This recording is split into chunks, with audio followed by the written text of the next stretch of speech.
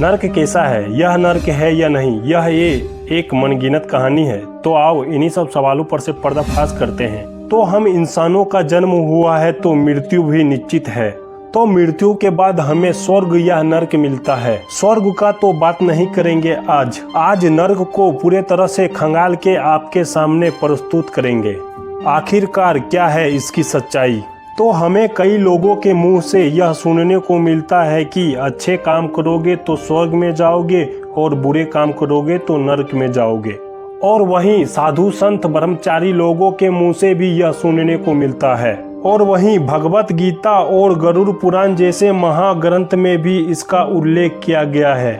तो इससे साफ पता चलता है कि हम इंसानों का मृत्यु है तो कहीं ना कहीं स्वर्ग या नरक भी जरूर होगा। लेकिन हम इंसानों को यह नहीं पता होता है कि कौन सा काम अच्छा है और कौन सा काम बुरा। और वहीं बखूबी हम इंसानों को पता है कि कौन सा काम अच्छा है और कौन सा काम बुरा। इसके बावजूद भी हम वह गलतियां करते हैं। आखिरकार ऐसा कौन सा गलतियां करने से यमराज हमें नरक में भेज देते हैं। जो व्यक्ति धरती पर जीवन जीते हुए बुरे कर्म करता है उसे नरक लोक मिलता है। जैसे कि दूसरे का अपमान करना, किसी गरीब व्यक्ति का मजाक उड़ाना, यह भूखे या लाचार और अनाथ व्यक्ति को सताना, यह औरत के ऊपर अत्याचार करना, यह तो किसी को धोखा देना। और कलयुग में ऐसा कोई व्यक्ति नहीं होगा कि यह सब गलतियां नहीं किए होंगे। अगर आप यह सब गलतियां किए हुए हो तो आपके लिए नरक का द्वार खुला हुआ है। लेकिन यह सब गलतियां करने के बावजूद भी आप कहीं पे अच्छे कर्म किए होंगे तो आपकी सजा को माफ कर दिया जाएगा।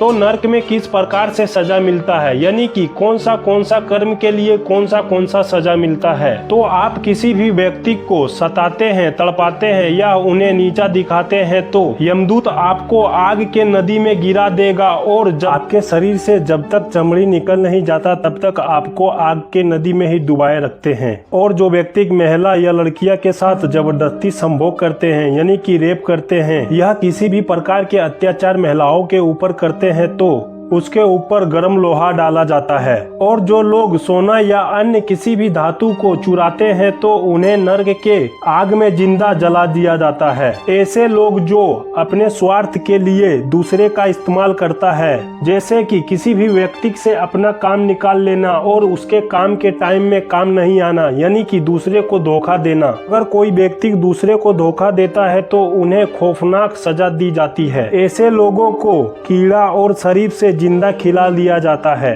और जो लोग अपने माँ बाप को सताते हैं और उन्हें घर से बाहर निकाल देते हैं, उसे खोलती हुई आग में डाल दिया जाता है और उनकी शरीर का टुकड़ा करके तेल में खौलाया जाता है। पर इतना सजा देने के बाद भी आपकी मृत्यु नहीं होगी, क्योंकि आपकी मृत्यु पहले ही हो चुकी होती है। सिर्फ आपको काटने और जलाने का दर्द महसूस होगा। आपको कितनी भी बड़ी सजा क्यों न दे दे, पर आप मर नहीं सकते। नरक में दी हुई सजा को आपको पूरा करना ही पड़ेगा। और ऐसा नहीं है कि यह सजा एक दिन का ही होता है, यह सजा कई साल तक चलते ही रहता है।